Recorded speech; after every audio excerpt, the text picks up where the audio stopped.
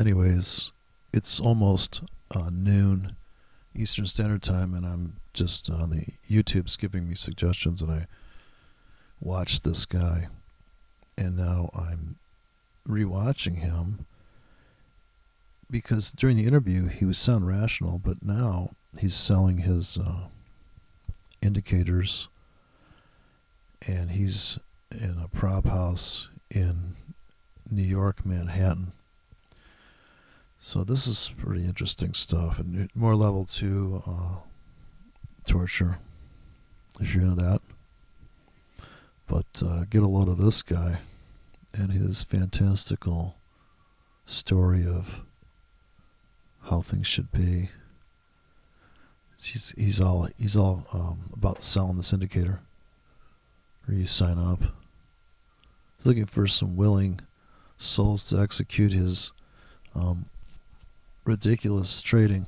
If you want to learn more about the most important indicator for an active short-term trader, reading the tape, then stick around for this video.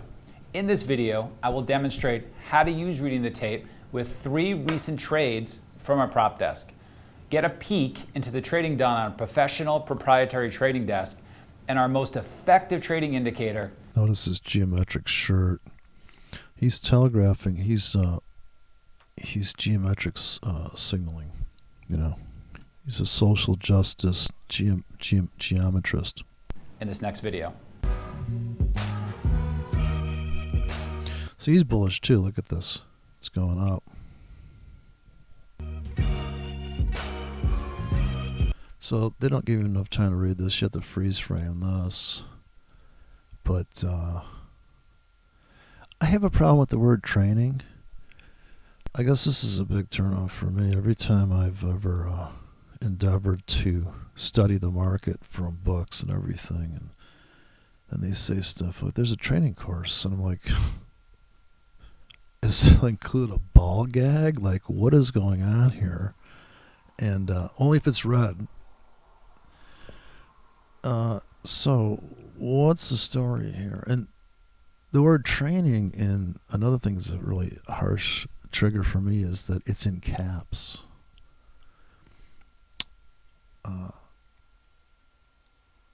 So they tell you right up front, they're going to train you like a dog. They're not a broker dealer. They engage us in the trading education. So the nice thing about it is that we're going to educate you. Trade at our prop house. And some people that can psychologically handle trading are probably going to be the winners. But yeah, look at this stuff. Just educational purposes only. Thank you. Thank you very much. Well, that's how I have to have my stuff. I have to keep everything on the low down. This is money. This is really... the fight's all about money and dicks. Hi, I'm Mike Bellafiore, Managing Partner of S&B Capital, a proprietary trading firm located in Midtown Manhattan. Proprietary. Prop house, Midtown Manhattan. Can you only imagine? So funny. And then they call them 7-figure traders. I'm like, yeah. What'd you start with? 8 figures. I'm also the author of the trading classic, One Good Trade, and the Playbook. Click our subscribe button so you don't miss. So this is his whole premise: is one good trade, the playbook. Dude, just try to get one fucking girl, marry her, and just don't fuck that up. But unfortunately, if I come to find as being a trader, is that you can't have any invested loyalty to a bias or a position or a. In other words, if you think the market's going to turn around at a certain point, and it doesn't. Well, then maybe you should join the other team, but that is probably not going to happen if you've overinvested in like a zig and a zag. If you drew a zig and a zag on your chart, you've already kind of set yourself up for a little bit of bias. Any of the trading videos produced for the trading community. In 3 trades, we're going to share how reading the tape helped Thanks for sharing. Inform trading decisions. Reading the tape also possesses the benefits of... See, that looks like we could get about a week. If every thing here was a day, we get about 1 week. It's a 1 week shirt. It's closing on Asian session there. It's got the 3 sessions per side. Being the most effective indicator we use, being an indicator that we've used since the start of my trading career. It helps improve our risk reward in trades. It allows us to trade bigger. It's a leading indicator as opposed to a lagging indicator. It helps us to find setups, not. Well, look at this Hollywood filming of the prop house, and there was another one here where I never published it, but it was when Jason Greystone went over to this prop house in downtown mid Manhattan. And look at these classic. Now these aren't even high res. These are the old school Dell. Just really like dot pitch on that's like 0.3 or 0.31. So it's really easy to see a chart on these too. If you're running charts on a high def, you have to bump up. Well, I have to bump up. I want to see a big fat bar because it's such a chunky game to play. It's not like you're trying to get high res weaponry to show up and make it believe that your first shooter game's real graphics. You're not trying to do 4K on this shit. And that's another thing is give me a fucking old goddamn shit boob tube, 450 lines is plenty of fucking hell to pay for looking at just dumb shit like candlesticks. You need fucking high res for that. It's already squared off. You might as well just.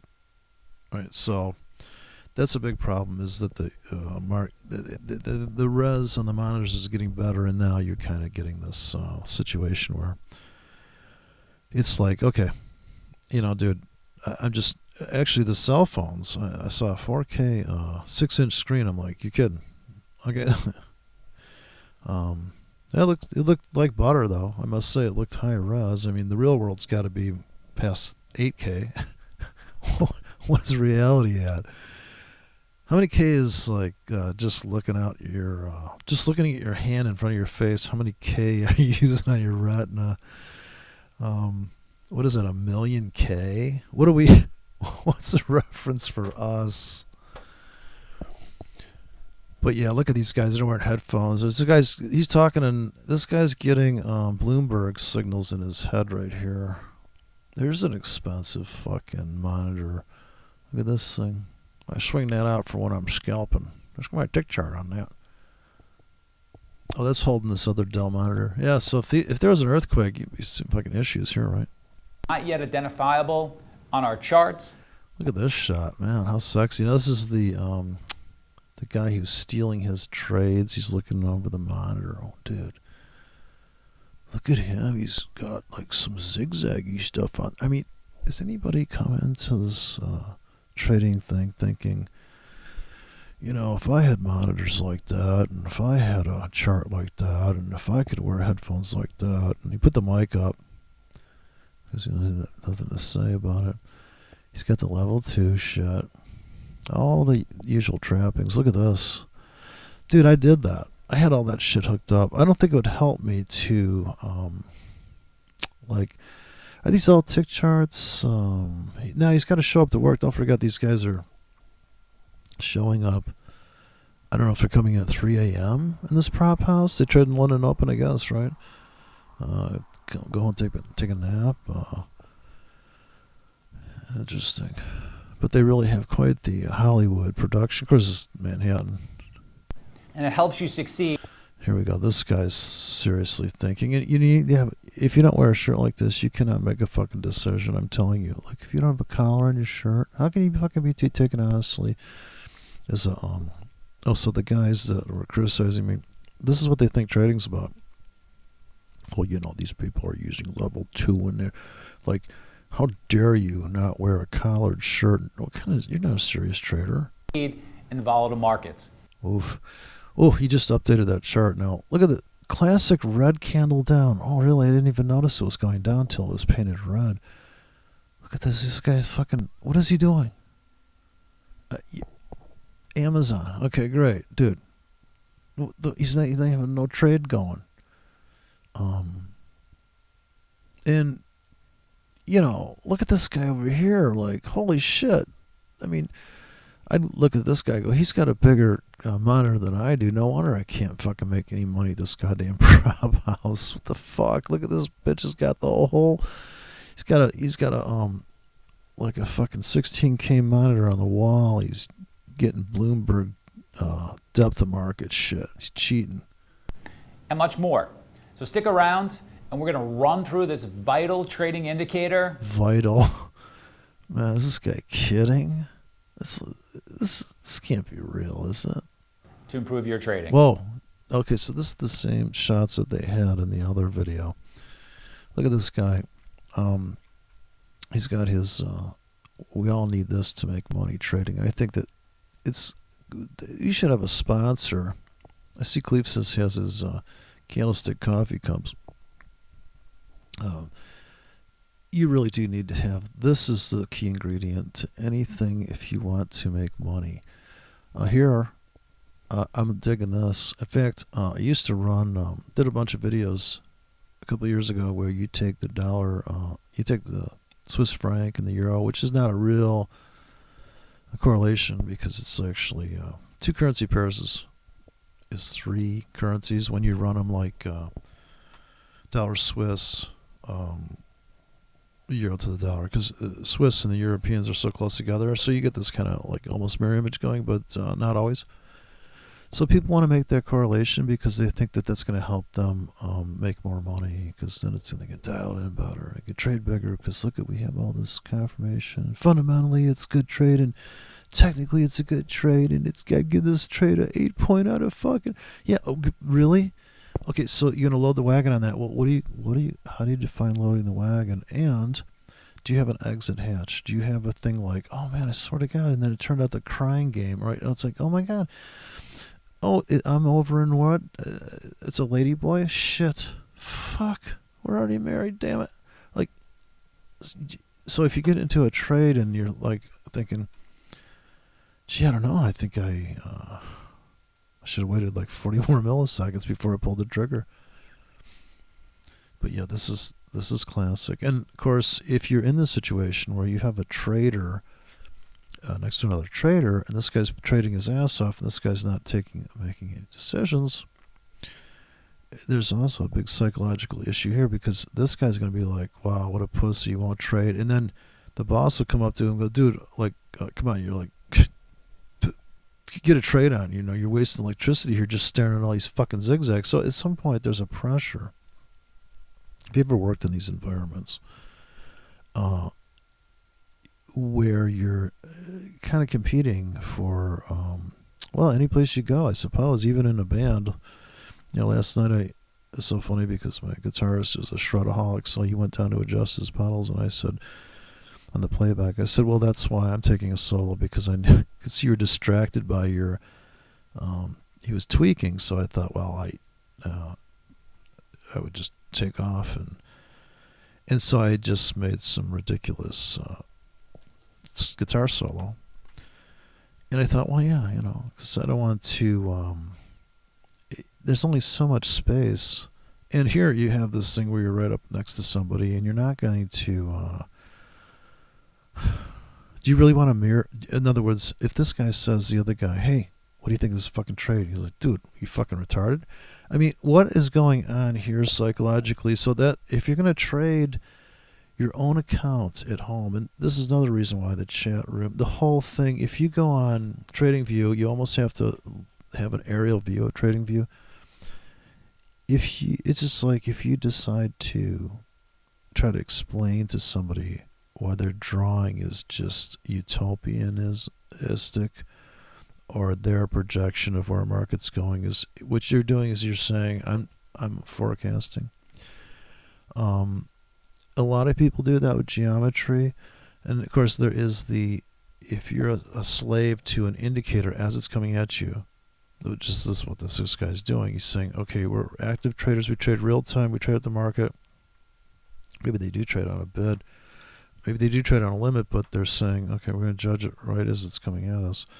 When a lot of that stuff is already, we can already see the landscape to come, because we're here now, and there's stuff above us and there's stuff below us. So we're always in we're never at the ceiling and we're never at the floor, especially in forex. Now you can have a penny stock go to zero and go out of business, but I don't think the euro versus the dollar is going to go out of business. So it's a different trading stocks is different than forex, because forex is literally a floating over the counter situation. So it looks like penny stocks, and Bitcoin looks like the Litecoins and stuff like that. They look like penny stocks because they're just erratic and violent and randomly violent as far as the ranges. But these guys here, that's a lot to, and what if this guy has a dead pixel on his screen? I mean, there's always these little subtle things that people gets in the way of trading. And of course, maybe there is some benefit, I'm sure there is, of being next to a guy who goes, yeah, I'm in the same losing trade as you. Well, I'd be like, okay, what do we do about that? Now, there's a template and a script and I guess if these guys are pretty much looking at the same data, and maybe this guy's on the 50-minute chart, this guy's on the 1-hour chart, he's a swing trader, this guy's a scalper, then maybe they don't talk about it. You just wonder, And this is New York, where it costs a mint to live. I guess this guy's paying good money for this prop house. If you want to learn 4 more... Oh, wait, this guy's a scalper. Notice he has 2 cups of coffee, and he has a big fat tick chart, and he's probably level 2 on here. Everybody gets the quintessential 4 screens. And this guy's probably I figure the people with less shit on their screen are making more money, I would say. Real world setups that our traders use. Oh, I like this guy's right now. This would be my thing. I want to have. He must be a big trader because he's got the fucking 4 and a big fat one in the middle. Oh, he's got vertical monitors. So that's. I did that once, but the problem is, unless that monitor's designed to go vertical, you're actually looking. If you move right and left, it'll change darkness on you, because most monitors are designed to be, I guess if it's IPS, you can go. Including the simple setup that we teach all of our new traders, and the setup that turned one of our traders into a 7-figure big money earner. Check out our free webinar, which we're currently running. Just go ahead. So some guy hit it big on a setup, and he got in hog long, and it bumped up his equity. Big deal. And click this link. Who couldn't do that? Sign up for the Who hasn't had a winning fucking trade that blow your mind and wish they would have traded bigger? free webinar right now. You're going to learn more in a couple of hours from this awesome trading webinar. Awesome, dude. They still using that fucking awesome term? This awesome trading workshop. Awesome. Like I'm so sure, whatever. Than from years of online education. Okay, let's talk about how... Oh, God, here we go. Now this is just... I don't even know what these letters mean. I see bats here. And I don't know if that's somebody's, like, this is Bill Gates' order. I don't know. This is level 2 shit. Now, this is the funniest shit in the world. This is what cracked me up and prompted me to record this. I'm only a minute and 56 seconds in, and I've been able to talk for 18 minutes on top of 2 minutes of material, but what am I going to do? How reading the tape can help us inform our trading decisions. So this... Now, this to me is the most telling, and this is what I guess just drives me crazy about this level 2 shit, is this, oh my God, it is so vague, you could die. This is what we call the level 2, for those of you who haven't seen it before. Seen it before. Now let me slow it down for you because you're so dumb, and this is so dumb. Just notice, we play the drinking game here. Every time he says can, C-A-N, you have to take a shot of Jägermeister. Every time he says can be, those 2 words. This is where the bids are.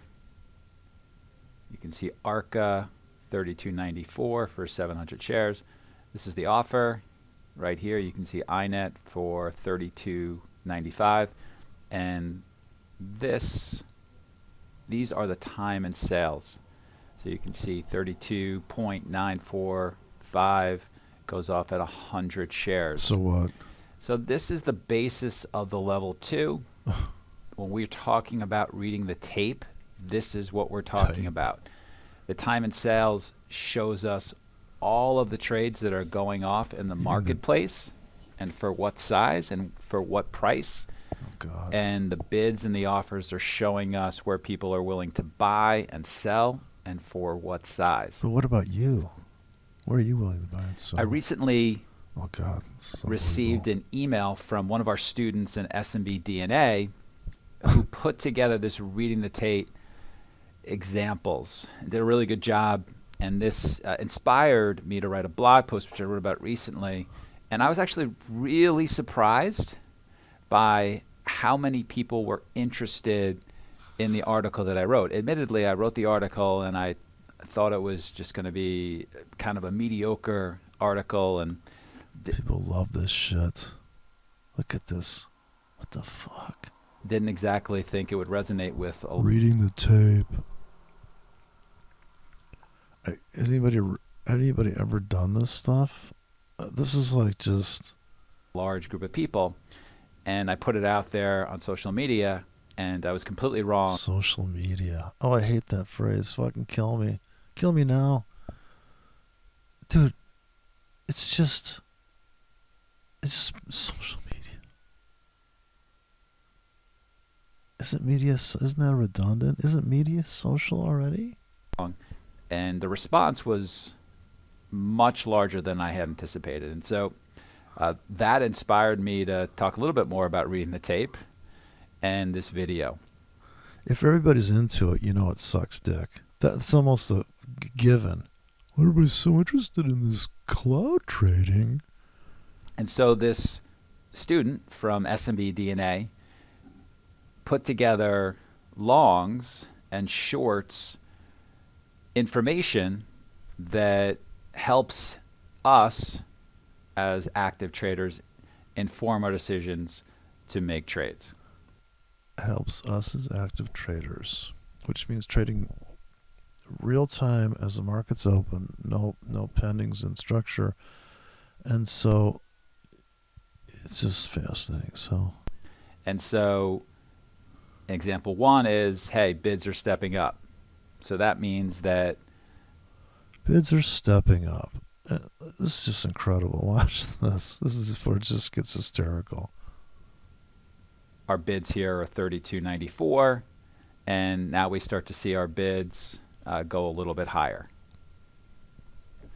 Or most transactions are done on the ask. So we're taking a look at our time and sales, and we're noticing that most of the volume is being done on the offer. People are paying the offer. That's a bullish signal. Or it's thin on the ask of the offer. It's a bullish signal. So I should buy. I should be the last guy to discover that. So you're already lagging. Hey, I'm seeing those trades close out. Looks like they're pressing the bids up. Looks like it's going to break out. Looks like it's running out of volume there. But you're still getting delayed data.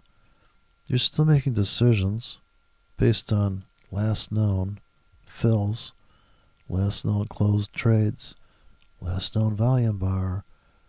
Who's the guy stepping out in front without any type of confirmation? So, is this too much confirmation? All this shit to read? Are you kidding me?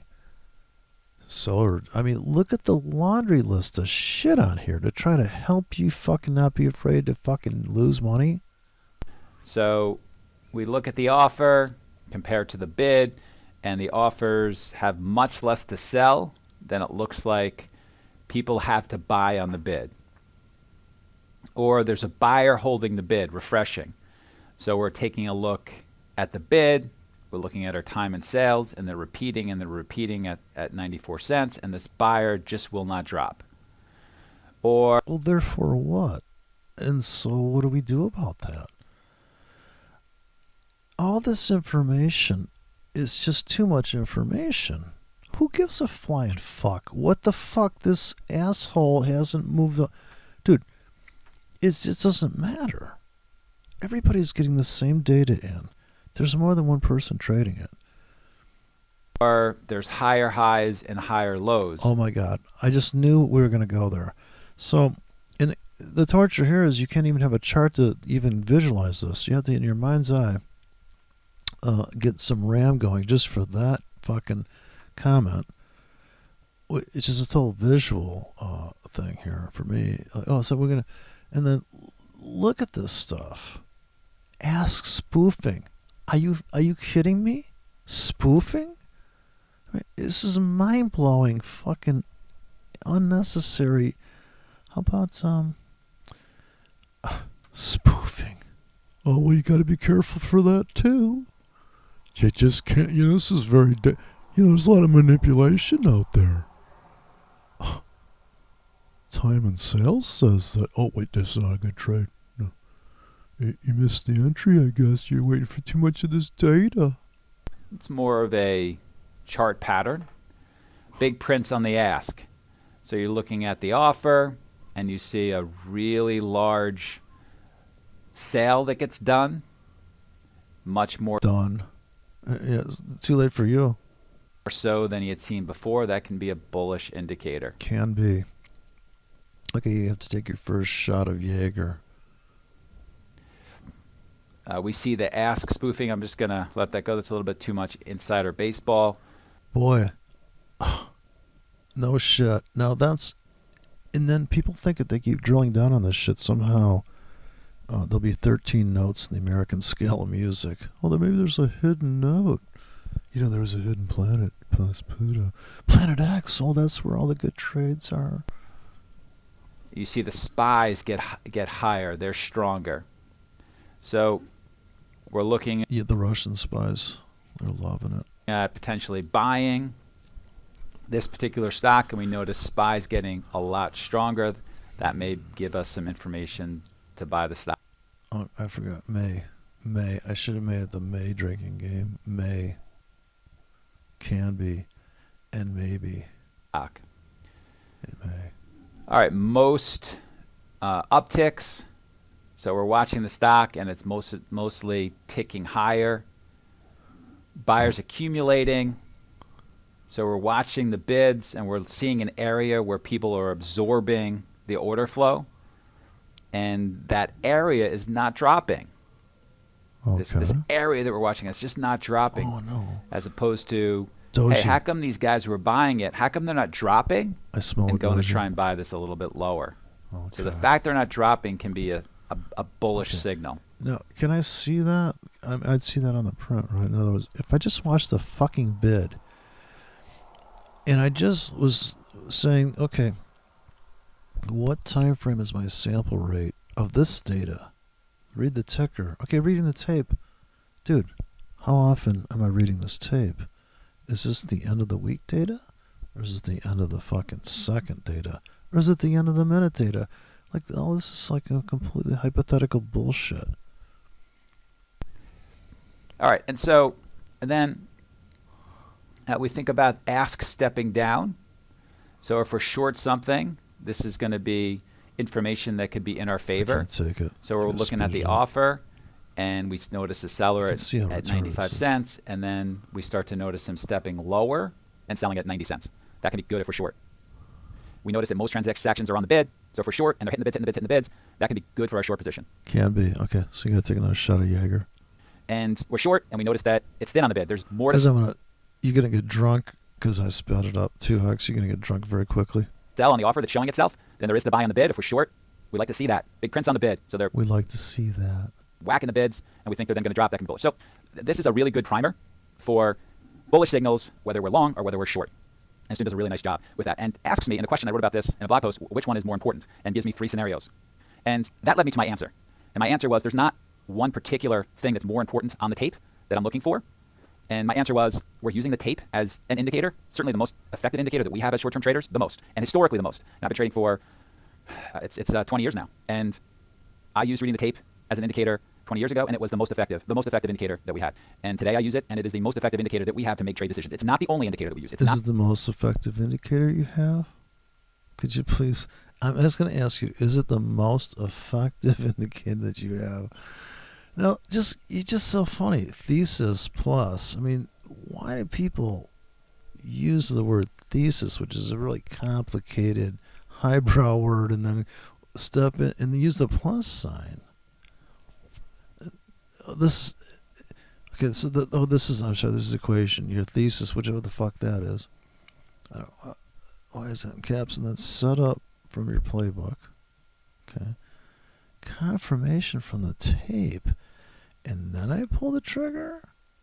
So okay, why couldn't I just say, dude, look at this fucking area here. What the hell's going on? Like, you think this is a good price here?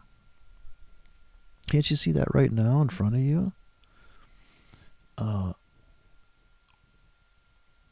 Could you put on, in other words, if you didn't trade so big on one ticket, can't you have a confirmation trade, a non-confirmation trade?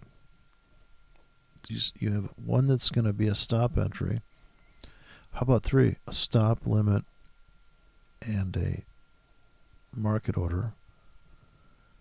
And you say, okay, well, I'm going to come in with a limit first. See if I get a better price than right now. I anticipate we're going to break out up or down out of this narrow range. Thesis is market can't go sideways forever, and 80% of the market's ranging. So do I trade the range? Do I have a range trading can I implement a range trading strategy to pay the rent? And can I trend trade it and also make money on that trend trade, which is only 20% of the market's going to make a big, astounding move in a very short period of time relative to the 40 bars on your chart? There's going to be, say, two major price pulses that you could ride, in a 20% situation, but for the majority of it, it's going to just be noise. But yeah, so his answer, and I just love the stupidity. Like, I love how they talk to people like they're children. And of course, if you're going to sign up for this prop house, I guess there's another thing, is they're taking people that may not be able to have the IQ to make it to the fucking place, or they want to be that guy that wears the collared shirt. You always wonder the motivation of somebody that wants to trade. Do they want to be showing up at a prop house and be a rock star? Like, I'm really making a lot of money here, or do they just want to just be a solo trader, or do they want to be a broker that doesn't even trade their own money? They just take orders, and they're just like, oh yeah, I'm executing trades for people. So you're in that. So there's a lot of slots, and the idea that you're an independent trader and you can do anything you want is a total bullshit, because you still have to worry about when the market opens tonight. If you've held anything over the weekend, what the fuck are you going to do about that? How are you going to manage that trade? And if you talk about managing, that's work, that's a chore. And that's then the other situation is that it's a real chore based routine. It's just a lot to worry about if you're worried about it, or it's a lot to be concerned about. So thesis plus setup from your playbook plus confirmation from the tape, and then all of a sudden, plus fight for price. So this fight for price and equals one good trade. I guess the fight for price, if you're on the right side, which team's going to win the price balls? One good trade. Now, this is this iconic kind of tagline that this guy's adopted. Kind of like what Beethoven wrote, the Fifth, da da da da. So people just, oh yeah, I know what that song is. I can name that cliche trading course in 3 words. One good trade. I don't know.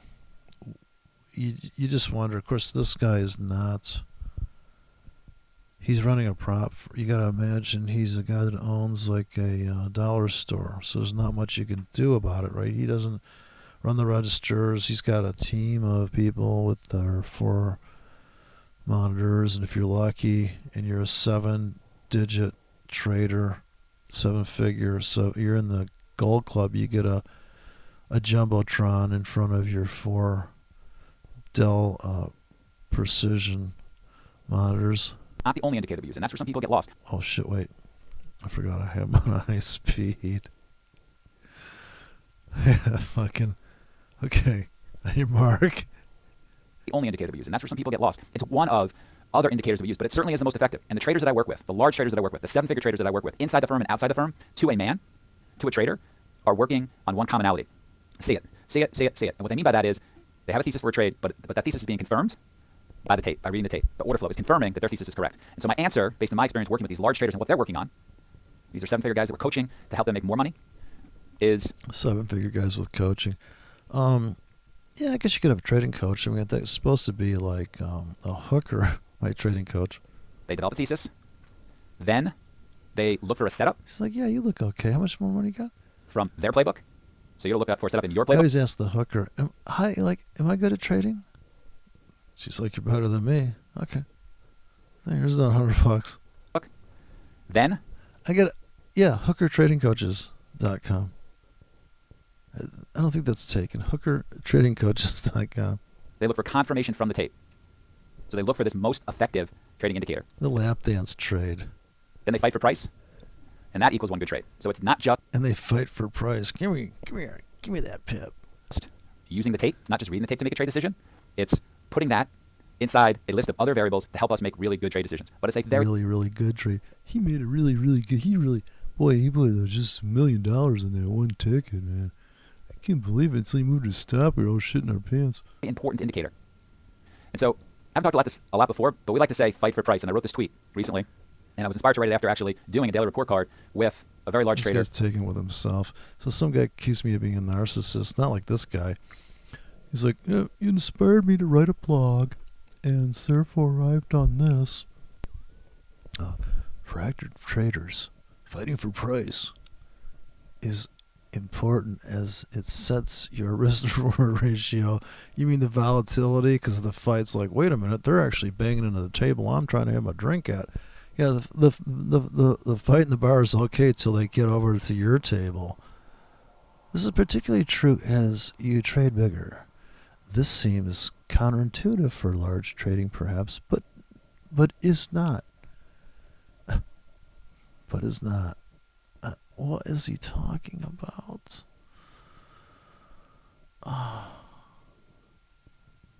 It's particularly true.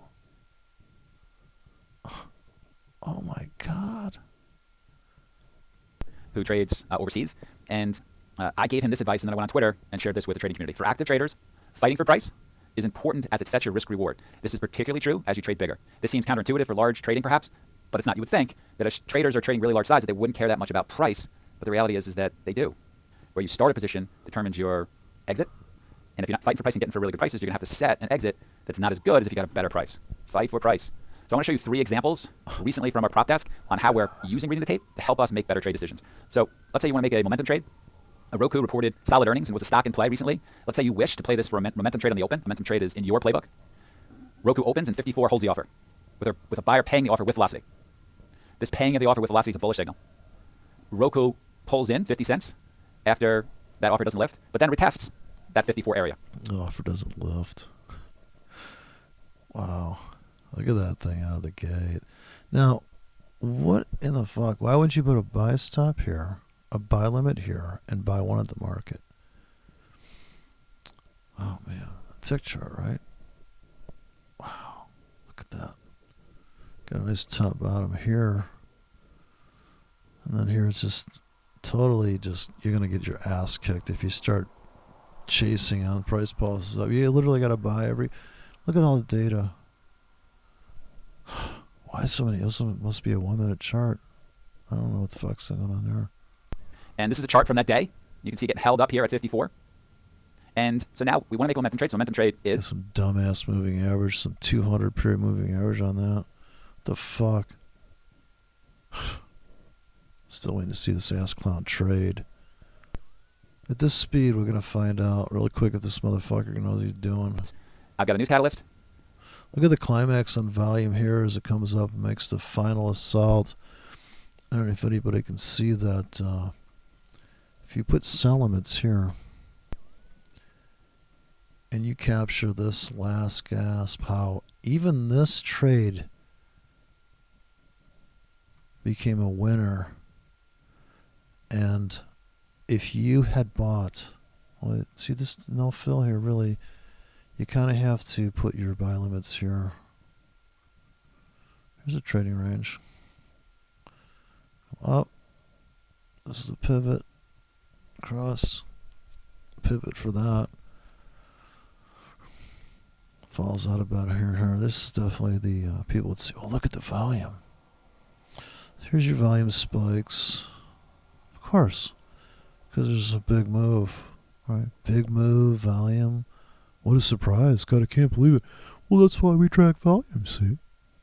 There's a big move. Here's volume. Yeah, but dude, what the fuck? Were you in this trade? Well, no. I got in this one here with this volume here. We shorted here. We thought it was going to come back to here. No trades from this guy yet. Okay, carry on. Manhattan, New York City. I've got a level that if it clears, I want to get long. I've got an importance level that I'm watching. If it clears, I want to get long. How much confirmation does this guy need to put a fucking trade on? He's just going to get out the market like a goober. The tape is confirming to me that I'm more likely to be right. So in this case... More likely to be right. The tape's confirming he'll be right about his decision to take a directional trade. Poor thing. We want to see that 54 offer lift. And if it does, we want to pay the offer and trade it on the long side. And we can trade that as a scalp for the most active traders, or we can use it as a signal to start a intraday swing trade. What I mean by that is playing for intraday momentum to the upside, trying to hold it until that intraday... Trying to hold it. Man, haven't anybody progressed past this emotional victimhood of being a slave to the market? And, well, they're confirming. They say that's a really good cell phone to buy. Everybody says the new phone's really good. Oh, I'm going to get one too then. Momentum to the upside wanes, fails, or trend lines break. So we get this signal from reading the tape at 54. It cannot get above 54. We like the news catalyst. We want an area where we can get long. One of the trades we like the news catalysts. So fundamentally, it's a good trade too. How you doing on a trade? Well, I'm using level 2. How's that going? Well, I overloaded the account, I think, because I had so much confirmation. I felt like I was married to the trade. Can make as a momentum trade in our playbook. We need to see 54 lift. We're getting a signal even prior to that this could be strong because of the velocity of how they're paying the offer at 54. So when it pulls in 50 cents, it goes back. Velocity. Well, I haven't heard that one.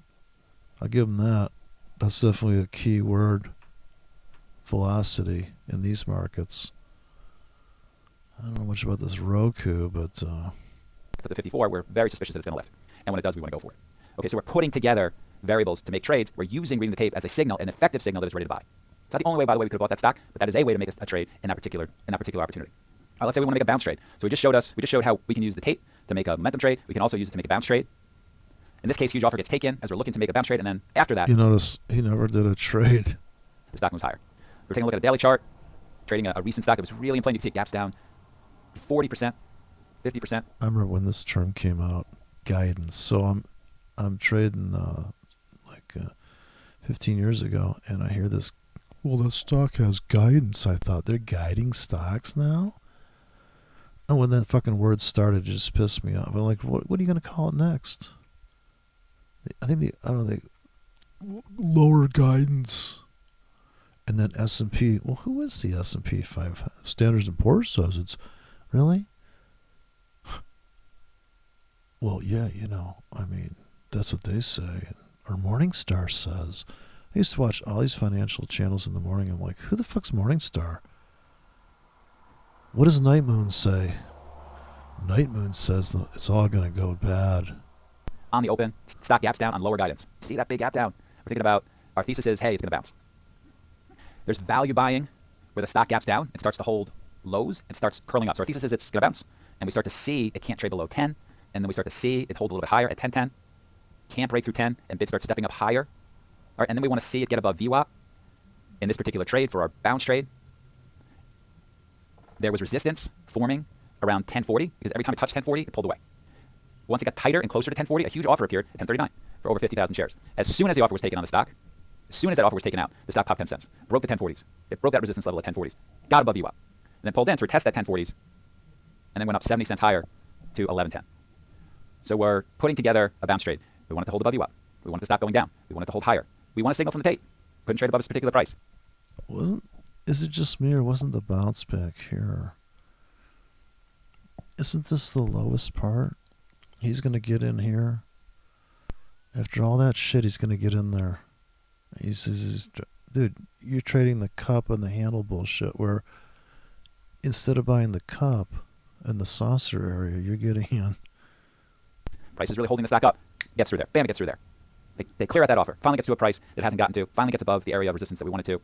We can either buy the pull in, or we can buy it when it clears right away. This is how Either or. we can use reading the tape for a bounce trade. All right, let's talk about another example of how we can use reading the tape to make a particular trade. So around 1045, and this particular stock happened to be CGC, we sold off below an important support level of 30. That's our support level we're watching, and then quickly reclaimed that level and started consolidating. This showed us that 30 is a significant line in the sand with buyers and sellers battling, because sellers wanted to push this below 30 and keep it there, but buyers bid it back up to hold 30. So there's a battle going on there. From here, we wanted to watch for 30 to become support and use this level as potential long setup back up towards VWAP, which was about 3150 at the time. So after breaking up through 30, stock pulls back, tried testing under 30 again, but this time held higher with a low of 2980. The tape slowed. It slowed below 30 because the bidders were passively absorbing, stopping an acceleration on the tape to the downside. The next retest at 30 holds stronger, with 30 not even dropping on the bid. And this shows us whoever's propping up the stock is serious about accumulating. There was also a lot more green prints on the offer. That means people were paying the offer, and the bid size was about double the ask size. Okay, but so take a look at the fractal based on what he's saying here. If this is a breakout because of this, and apparently he's not counting this. What about this breakout? There's a high here, right? What about this retest? Why not buy the retest? You're bullish. Another thing, why don't you have a buy limit here to trade this, a buy limit here to trade that, a buy limit here to get in here, and a buy limit here? You could dump everything here. Even this trade becomes a winner if you have a wide enough stop. I don't know. He's not talking about stops. He's not even talking about trading. And his targets above that, I get it. You could also go short. Sell new highs. This is a big deal, this price. And he could have bought this auction here. So even before this breakout, he could have bought this every time it just came down here. But see, the thing is that the market, the reason why it's difficult is because it'll do this, it'll do a creeper gear drift, it'll do this, it'll do a slam down, it will do a slam down, slam up. Like this slam down has no slam up. This problem is the market is dynamic, and it's just too much, has too much character to try to put it in a box with this 200 MA and this thing here, and these are just, it's all hodgepodge bullshit here. Yeah, it's in a doji, and don't forget, it's just in a classic doji, right? No dojis here. It's pretty slamming around. Starts to consolidate. Okay, so you put a buy stop here and sell stop here. Consolidate, buy stop, sell stop. Now here's where they trap you, and here's where the strategy isn't working, because that's an auction, and of course if you had the patience and a wide enough stop on this breakout, that one is winning right now. I just don't know why these, but like I said, this is, the guy is, he just owns a dollar store. From here, that 30 support tested one more time, and 30 held the bid without dropping. It holds a 30 bid. It held on 30 for the shortest amount of time on this test, showing that buyers were more eager to bid it up from that level. And from here, we're looking for the chart pattern to start holding higher, to make a higher low and curl up, breaking through this resistance. We're looking for, hoping. Another hoping trade. Look at this volume spike here. So, huge volume spike here because why? Because there's a bunch of orders here that are fueled as you crush in.